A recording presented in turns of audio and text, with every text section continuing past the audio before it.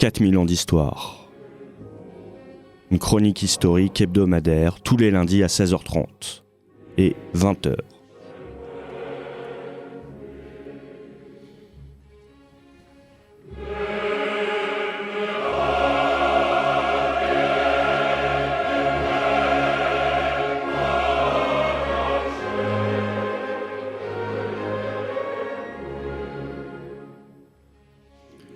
Aujourd'hui, je reçois Zev Gourarié, historien, anthropologue et ancien directeur du Musée de l'Homme, pour évoquer l'art pariétal à la préhistoire.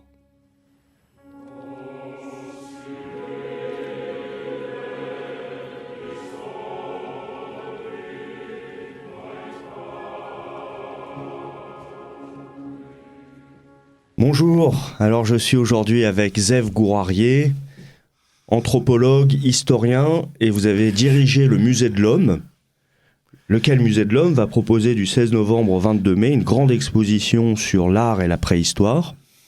Et vous-même, le 25 septembre à 18h30, vous allez donner une conférence sur l'art pariétal en Europe sur le site d'Art et d'Histoire, avec un S à Art et un S à Histoire.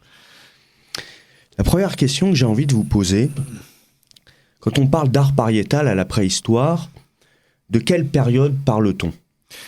On parle en tous les cas d'une période qui est très longue. D'abord, il faut s'entendre sur la définition du mot préhistoire. Préhistoire, ça a été défini par les historiens comme le moment où l'écriture apparaît. Mais il faut savoir qu'à mes yeux, et aux yeux des gens qui vivaient il y a 5000 ans à peu près, au moment où apparaît l'écriture, ça change pas leur vie quotidienne et ça change pas toute la société.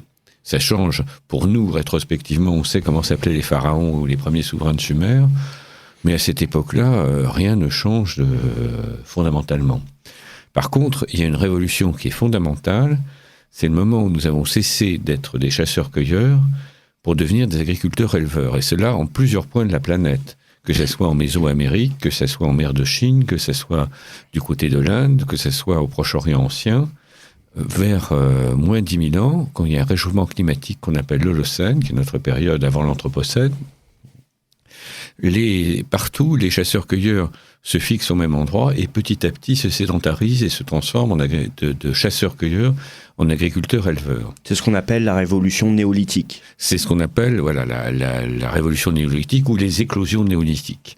Et donc, pour moi, la préhistoire dont je vais vous parler, c'est celle des chasseurs-cueilleurs avant cette période du néolithique, parce que au néolithique, tout change. C'est la première chose. Donc, on parle de périodes qui ont plus de 10 000 ans, plutôt 12 000 ans.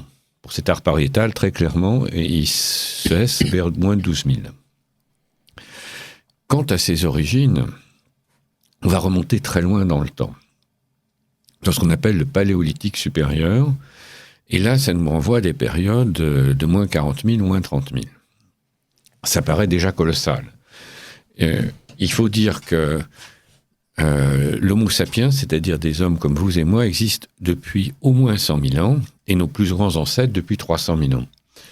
Donc, cet Homo sapiens qui commence à quitter l'Afrique il y a 100 000 ans environ, ils sont comme nous. C'est-à-dire, ils sont ni plus intelligents, ni moins intelligents que nous. Ils ont les mêmes capacités cognitives, et un univers qui est tout aussi complexe que celui que nous avons aujourd'hui. Simplement, c'est pas le même. Ce que j'ai tendance à dire, c'est que les hommes se posent depuis toujours les mêmes questions, à partir du moment où on parle d'Homo sapiens, mais que les réponses qu'ils vont apporter à ces questions vont différer. Et les réponses qui sont sur l'art pariétal nous renvoient à un monde très différent du nôtre. Alors cet art pariétal, il commence, pour rester toujours dans les dates, il y a 37 000 ans environ avec Chauvet, peut-être un peu plus avec les peintures qu'on trouve en Indonésie aujourd'hui.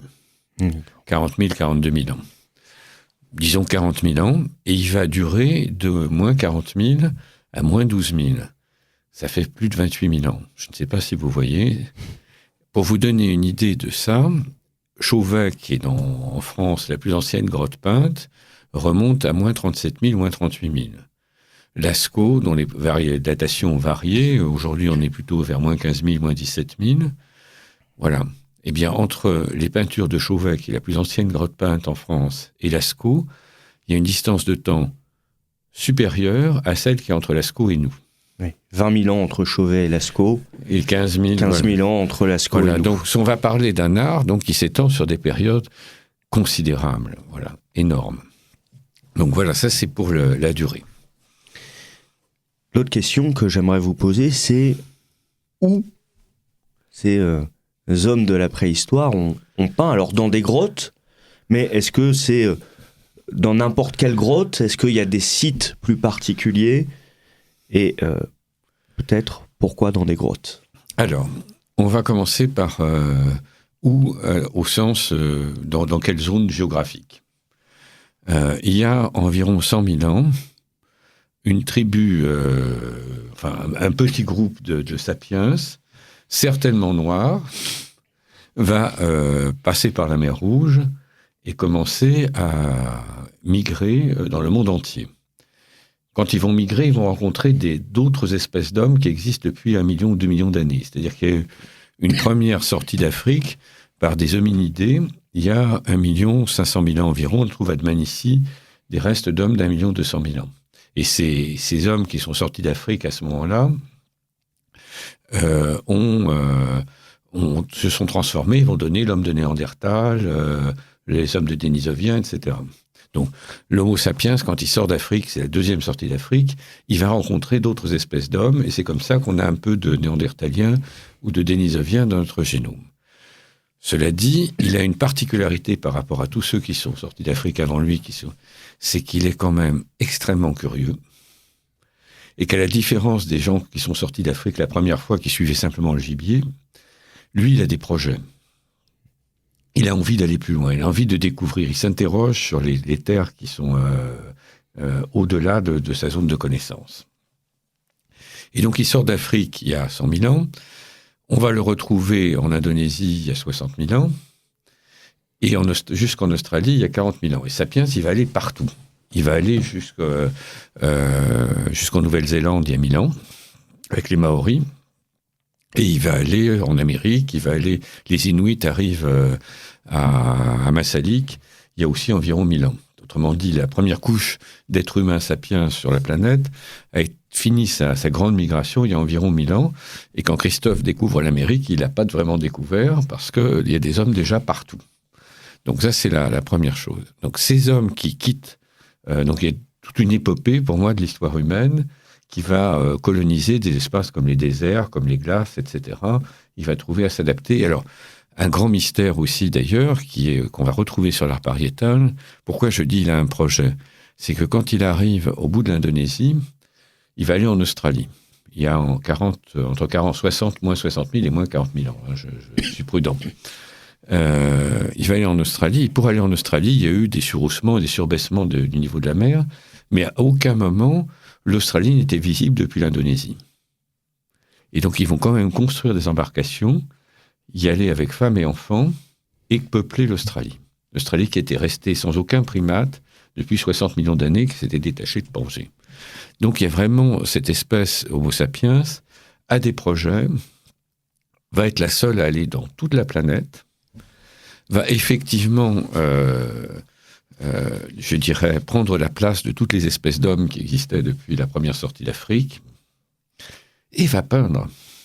Et va peindre partout, partout, partout. Partout où il y a des parois rocheuses, on trouve des traces aujourd'hui du passage de ces chasseurs-cueilleurs sortis d'Afrique il y a si longtemps, alors vers moins 40 000, vers moins 30 000, etc. En Amérique, on commence à trouver des traces très anciennes qui font qu'on se pose des questions sur la façon dont l'homme est arrivé en Amérique. Donc il en trouve partout, partout, partout.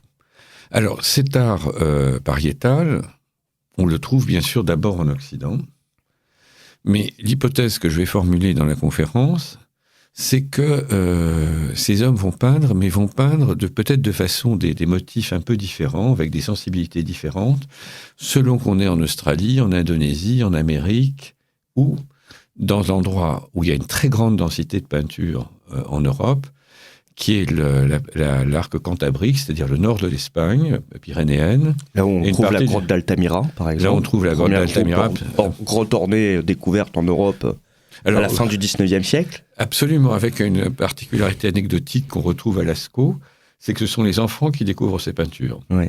Autrement dit, c'est la fille du découvreur de la grotte elle-même et qui voyait que des signes, qui va lever la tête et remarquer des bisons qui sont au plafond, de même que c'est des gamins pendant la guerre qui vont découvrir Lascaux. Donc c'est ces grottes peintes. Alors, disons que de la peinture, il y en a, on parle d'art pariétal, parce que ces peintures ne sont pas forcément dans des grottes que laissent les hommes préhistoriques. Ils vont laisser d'ailleurs aussi des gravures sur le rocher, etc. Donc, tout ça. Mais c'est vrai que dans cet arc cantabrique, les peintures sont essentiellement dans des cavernes, d'où le fait qu'on a parlé d'hommes des cavernes. Alors on imagine très longtemps ces hommes des cavernes comme des grosses brutes habitant des cavernes. Or, premièrement, ils n'habitaient pas ces cavernes, c'est des temples, enfin des lieux, en tous les cas, de religion. Alors je vais expliquer aussi peut-être ce que c'est que religion. C'est des temples, et deuxièmement, ce qui peignent est assez extraordinaire, tellement extraordinaire que quand on découvre Altamira vers 1880, ces peintures au plafond grâce à cette petite fille de 8 ans, la première réaction des préhistoriens, c'est pas possible. Ils n'ont pas pu peindre ça, c'est trop con, quoi. Et puis, avec d'autres découvertes d'art pariétal qui vont avoir lieu à la fin du 19e siècle, il va bien falloir reconnaître que ce sont des hommes de la préhistoire qui ont peint Altamira, et qui ont peint Lascaux, et qui ont peint toutes ces grottes. Une des dernières grottes découvertes, c'est la grotte Cosquer, dans les Calanques de Marseille, et il y a une réplique de la grotte Cosquer qui va ouvrir près du Mucem que vous avez dirigé aussi. Alors oui, et non seulement elle va ouvrir, mais elle est ouverte. Elle est ouverte déjà, depuis juin, oui, tout à fait. Je l'ai visitée et je la recommande chaudement au public parce qu'effectivement, ce qu'on va voir, c'est ce qui m'intéresse dans cet art de la préhistoire, c'est qu'il est soit petit, avec les petites sculptures, soit très grand, mais qu'il est absolument pas fait pour les musées, quoi. C'est-à-dire qu'on ne peut pas en découper un bout, ce qui montre tout de suite que la façon dont l'homme de la préhistoire crée des choses n'a rien à voir avec notre rapport à l'art aujourd'hui, quoi. Alors, la troisième question que je voudrais vous poser, c'est que ce soit dans la grotte d'Altamira, de Lascaux, de Chauvet, de Cosquer, il y a ce que les hommes ont peint, mais il y a aussi ceux qui n'ont pas peint. Alors, qu'ont-ils peint et que n'ont-ils pas peint ? Voilà, je crois que ça, c'est la... Merci pour cette question, parce que c'est la très bonne question. On est toujours habitué à regarder les choses, mais à ne pas tenir compte de ce qui n'est pas montré. Je donne souvent comme exemple, si, imaginons des extraterrestres qui découvriraient le monde à travers la peinture impressionniste, à part les gares de Manet et quelques exceptions, il aurait une impression qu'il n'y a pas de révolution industrielle. Donc, il faut faire... Donc, effectivement, si on regarde l'art pariétal, première chose, alors, on ne sait pas si c'est des artistes, si c'est des chamans, si c'est des enfants, si c'est des femmes. Aujourd'hui, c'est un peu la foire d'empoigne pour savoir qui a peint ces peintures de l'art cantabrique. On a retrouvé des mains qui seraient des mains de femmes par le rapport entre l'index, etc., dans les mains peintes. Donc, peut-être c'était des femmes. On sait que les enfants se baladaient dans la grotte. C'était peut-être un lieu initiatique. Ça pouvait très bien être des chamans qui animaient les choses. Ce qu'on sait, par contre, de façon sûre, c'est que des gens qui étaient capables de reproduire le mouvement, de donner par des détails très précis l'aspect de l'animal, ses détails anatomiques, ils pouvaient peindre n'importe quoi. Ils auraient pu peindre des montagnes, ils auraient pu peindre des gens. D'ailleurs, on verra plus tard qu'ils ont gravé il y a des portraits, hein, les plaquettes de la marche. Ils auraient pu peindre ce qu'ils voulaient. Or, pendant 20 000 ans, entre moins 37 000 et moins 17 000 pour Lascaux et Chauvet, ils vont peindre la même chose. C'est-à-dire, ils ne vont pas peindre de paysages, ils vont pratiquement pas peindre d'hommes. Quand on voit des êtres humains, c'est sous des formes très atténuées, je dirais. Il y a une seule figure humaine à Lascaux, par exemple. Oui, il y a un petit personnage avec un pic. Dans une autre, il y a une espèce de sorcier. À Chauvet, il y a aussi une espèce de graffiti avec, je montrerai, non pas à Chauvet, à Cosquer. Il y a un graffiti avec, effectivement... Mais c'est des formes extrêmement simples et primitives, je dirais. Primitives au sens peu ébauché, quoi, par rapport à la magnificence, je n'ai pas d'autre mot, des chevaux, des bisons, des tigres, des lions, des mammouths, etc., qui ne sont pas ailleurs. Donc, pas d'être humain, pas de paysage. Et je dirais, à part des interprétations... toujours contestable, pas de scène de coït. On parle beaucoup qui chassait, etc. Oui, bien sûr, il y a des traits sur les bisons, etc. Mais est-ce que ce sont bien des scènes de chasse? En tous les cas, on ne voit pas l'animal à terre avec le chasseur qui arrive, etc. Pas de scène de coït, pas de scène très violente, quoi, grosso modo. Des animaux en groupe, seuls, etc. Point. Donc, je crois que ça, c'est très important. C'est que et vraiment une unité de style entre, quand vous regardez les peintures de Chauvet, moins 37 000, celle de Cosquer, moins 27 000, ou celle de Lascaux, un peu encore plus tardive, vous avez vraiment toujours des animaux, de façon naturaliste, disent les critiques. Qu'est-ce que ça peut bien vouloir dire? Alors justement, est-ce qu'on sait qui et pourquoi on a peint ces animaux dans ces grottes? Alors l'interprétation, et c'est pour ça que je propose cette conférence, c'est que j'ai lu de Testard de Lascaux à Carnac, une interprétation qui m'a paru très très positive et qui est confirmée récemment par Descola, qui est en rapport avec la pensée totémique. Alors cette pensée totémique, on l'avait attribuée aux hommes de la préhistoire au tout début. Je sais que ça provoque beaucoup de contestations, mais le fait que Descola ait soutenu Testard me paraît très important. C'est-à-dire que l'explication totémique est la seule qui, à mon avis, pour ce que j'ai pu lire, explique pourquoi c'est que des animaux et pourquoi c'est dans des cavernes. Alors cette pensée totémique, on la connaît par l'Australie. Il faut savoir donc, comme je le disais au départ, par l'Australie, par les Inuits, il y a plusieurs groupes de chasseurs-cueilleurs qui ont cette pensée totémique. Qu'est-ce que c'est que cette pensée totémique? Vous précisez qu'en Australie, aussi bien que dans le Grand Nord, chez les Inuits, ils ont gardé un mode de vie de chasseurs-cueilleurs quasiment jusqu'au siècle dernier, ou même pour certains jusqu'à aujourd'hui. Voilà, donc quand on veut savoir ce qu'est un univers de chasseurs-cueilleurs, je ne dis pas l'univers des chasseurs-cueilleurs de Lascaux ou de Chauvet, mais qu'est-ce que c'est qu'un univers de chasseurs-cueilleurs?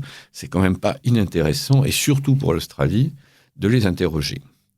L'Australie a cette singularité, c'est-à-dire qu'aujourd'hui, on n'est plus chasseurs-cueilleurs en Europe depuis très longtemps. Donc, il n'y a plus personne pour nous expliquer comment était l'univers des chasseurs-cueilleurs qui n'ont pas Lascaux. Par contre, pour l'Australie, ce qui est intéressant, c'est que les plus anciennes peintures, aujourd'hui, on a des problèmes de datation en raison des matériaux utilisés pour les peintures australiennes, mais on remonte à 27 000 ans aujourd'hui, pour les plus anciennes. Ça, on en est sûr, on a pu les dater. Et depuis ces plus anciennes peintures qui ont 27 000 ans jusqu'à aujourd'hui, les aborigènes ont toujours peint. Donc, des fois, ils peignent par-dessus, ce qui fait que c'est très, très difficile de savoir qu'est-ce qui est de moins 17 000, qu'est-ce qui est de moins 3 000, etc. Bien.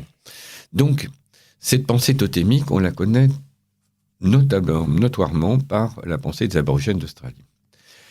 Qu'est-ce que c'est que cette pensée totémique? Elle postule effectivement, si je suis Descola, que nous avons, tout être humain pense que son apparence, c'est-à-dire tout être humain sait qu'il a une intériorité, il ne se voit pas.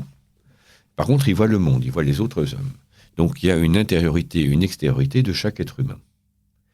Et en général, il postule qu'il y a aussi une intériorité et une extériorité du monde. La pensée totémique postule que l'intériorité et l'extériorité du monde sont identiques, en raison et cela remonte au temps du rêve.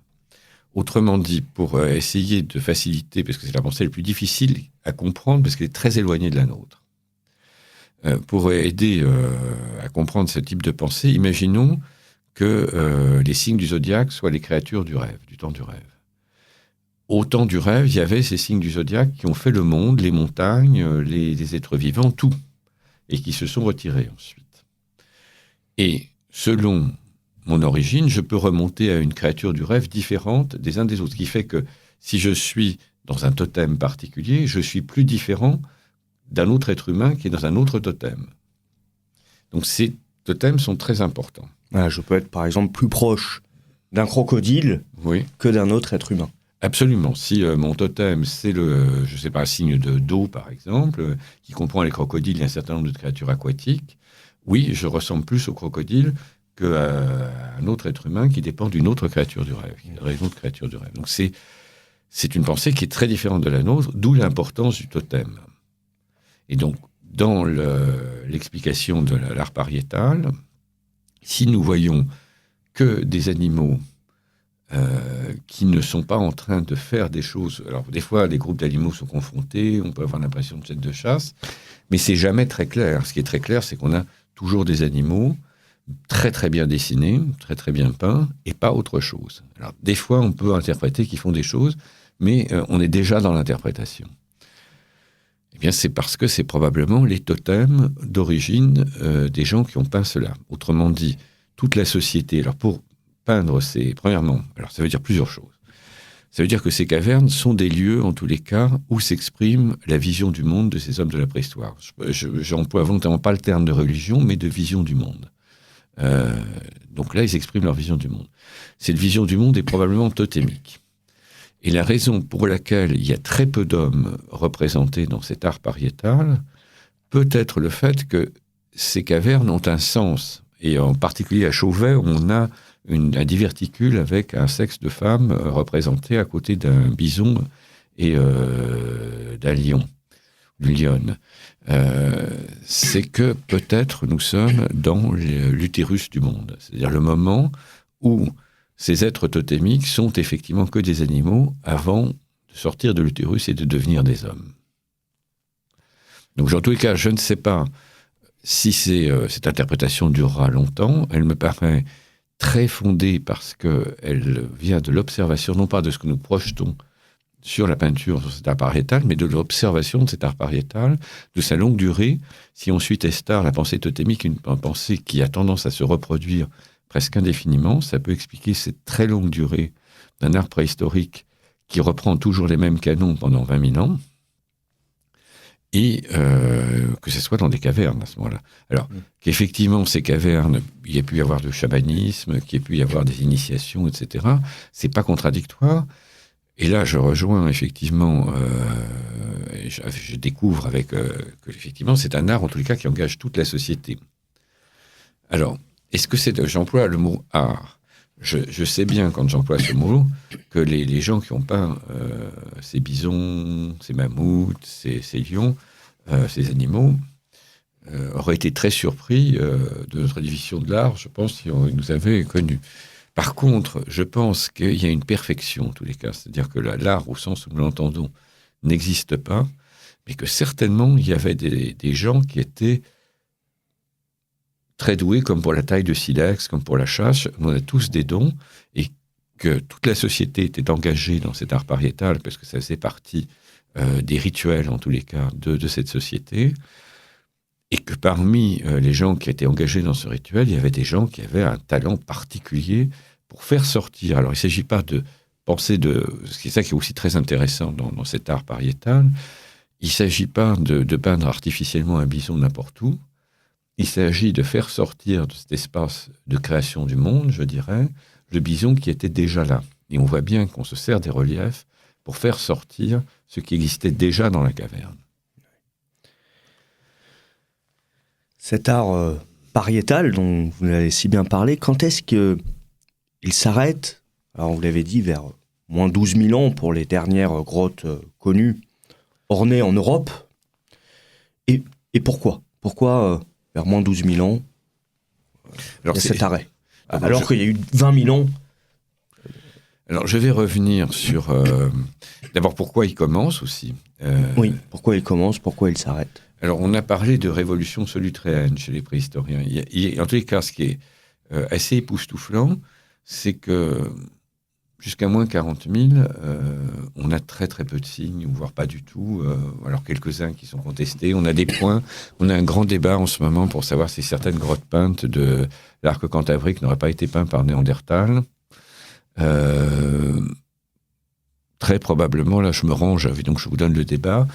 D'après ce que je peux voir, moi qui ne suis pas vraiment un préhistorien spécialisé, j'ai tendance à penser que c'est quand même la construction de cet art préhistorique et vraiment le fait de Sapiens complètement, et qu'effectivement il suit toutes les traces de Sapiens à la conquête de la planète. En fait, il accompagne Sapiens à la conquête de la planète. Et certainement, il signifie un degré de complexité des sociétés à un moment donné où les chasseurs-cueilleurs, en plus, s'associent aux chiens, il y a environ 30 000 ans, et à mon avis deviennent vraiment les seigneurs, je dirais, de la planète au niveau de la pyramide alimentaire. Et donc, effectivement, voilà, je n'ai pas plus d'explications que ça, mais il y a un moment où s'accélère la pensée symbolique, on voit que la technique s'améliore. Peut-être un moment aussi où on commence à représenter le monde. Même si on représente que des totems, on représente le monde. Et là, j'ai pas de réponse. Des fois, le propre du scientifique, c'est de poser les bonnes questions. C'est pas forcément d'avoir les réponses. Donc la question est très bonne. J'ai pas forcément les réponses, mais ça me paraît aussi très intéressant de voir qu'à un moment donné, on a commencé à représenter le monde. Non seulement il y a une pensée symbolique, mais à travers ces animaux, on a commencé à les représenter. Donc il s'est passé quelque chose dans la pensée qui est difficile à déterminer pourquoi c'est apparu. Alors pourquoi ça disparaît, ça c'est beaucoup plus disons à mes yeux, explicable, en tous les cas, que pourquoi c'est apparu. Alors, tout simplement, il se passe une chose à laquelle je vais revenir, j'avais expliqué au début. À l'Holocène, il y a un réchauffement global qui touche toute la planète, que nous accélérons aujourd'hui avec notre Anthropocène, mais il a commencé après les glaciations de Wurms, il y a d'environ 12 000 ans. À ce moment-là, sur toute la planète, dans ce site, il y a déjà des hommes, bien entendu, c'est le gibier, les ressources vont être tellement abondantes, c'est le cas par exemple du Jomon, la période Jomon au Japon, que la pêche, par exemple les ressources de la pêche, vont permettre aux hommes de se fixer, de cesser d'être nomades. Et à un moment donné de cette sédentarisation, c'est ce qu'on observe au Proche-Orient pour le Natoufien ou d'autres périodes, les hommes vont non seulement se fixer, mais commencer à transformer la nature, à transformer les plantes qu'ils cueillaient en blé, etc. Et domestique, le blé. Domestique, voilà, ils vont domestiquer la nature. Et Jean-Denis Vigne, il y a eu une expression, là, vous voyez, je n'ai pas toujours en tête les noms des savants qui travaillent sur ces questions, mais Jean-Denis Vigne explique très bien qu'il se passe à ce moment-là une révolution fondamentale. Première chose, pendant des millénaires, nous avons été des chasseurs-cueilleurs. À partir de moins 10 000, nous commençons à être des agriculteurs-éleveurs. Et vers moins 5 000, nous sommes devenus massivement, aussi bien dans le monde asiatique que dans Mésoamérique, etc., des agriculteurs-éleveurs. Et nous allons le rester pendant près de 10 000 ans. Donc ça, c'est une très grosse révolution qui va entraîner une chose. C'est que la pensée des chasseurs-cueilleurs, vous n'avez pas de dieu. Ça, c'est très important. Dans cet art pariétal, si on avait des dieux, on aurait un dieu bison, par exemple, qui serait régulier dans chaque grotte, qu'on retrouverait, plus grand que les autres, une figure identifiable. Un dieu, par définition, pour moi, c'est une figure souvent plus grande que les autres, clairement identifiable et reproduite plusieurs fois. On n'a pas ça du tout dans la pensée préhistorique. Et des hommes prennent la préhistoire. Et que ce soit la pensée animique, ça je reviendrai une autre fois là-dessus, ou que ce soit la pensée totémique, il n'y a pas de verticalité, je dirais, de l'homme... De la vision du monde. Oui. Dans sa vision du monde, le chasseur-cueilleur de la préhistoire fait partie du théâtre du monde. Il n'est ni supérieur ni inférieur. L'idée ne lui viendrait même pas, à mon avis, de savoir s'il est au-dessus ou pas. Par contre, l'idée lui est venue au néolithique. Pourquoi ? Qu'est-ce qui se passe ? Au néolithique, non seulement il est le prédateur le plus redoutable, mais il transforme le monde autour de lui. Il transforme le sanglier en porc, il transforme le roc en bœuf et en vache, il transforme les espèces végétales pour en faire des espèces comme les blés que nous connaissons, les maïs que nous connaissons. Il transforme la nature. Il transforme le monde qui est autour de lui, qui va appeler la nature, de même qu'il crée un habitat différent de ce qui est autour de lui, qui est l'endroit de sa culture. Donc il y a un monde de la culture qui commence à exister, qui est ces villages qui vont devenir des villes. Et ce monde de la culture qui est aussi celui de l'agriculture, où on transforme la nature. Et puis il y a un monde de la nature qui est celui qui n'a pas touché. Eh bien, il va y avoir un monde de la surnature qui va se mettre à émerger. À partir du moment où l'homme comprend qu'il est au-dessus du monde qui l'environne, il va imaginer des hommes qui sont au-dessus de lui. Alors, et ça, c'est les dieux. Et donc, effectivement, au néolithique, donc on va cesser de peindre ce qu'on peignait avant, qui était des animaux, etc. On va continuer à peindre dans les peintures du Tassili. Au néolithique, on continue de peindre et de sculpter.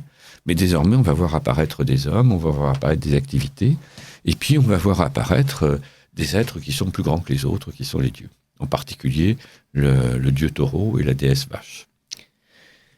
Monsieur Gourarier, je vous remercie. Et si les gens veulent en savoir plus sur cet art pariétal, je les invite à suivre votre conférence le 25 septembre à 18h30 sur d'art et d'histoire, avec un S à art, un S à histoire. Y compris après, ils peuvent acheter l'enregistrement de la conférence. Et nous nous retrouvons bientôt. Merci beaucoup. Merci.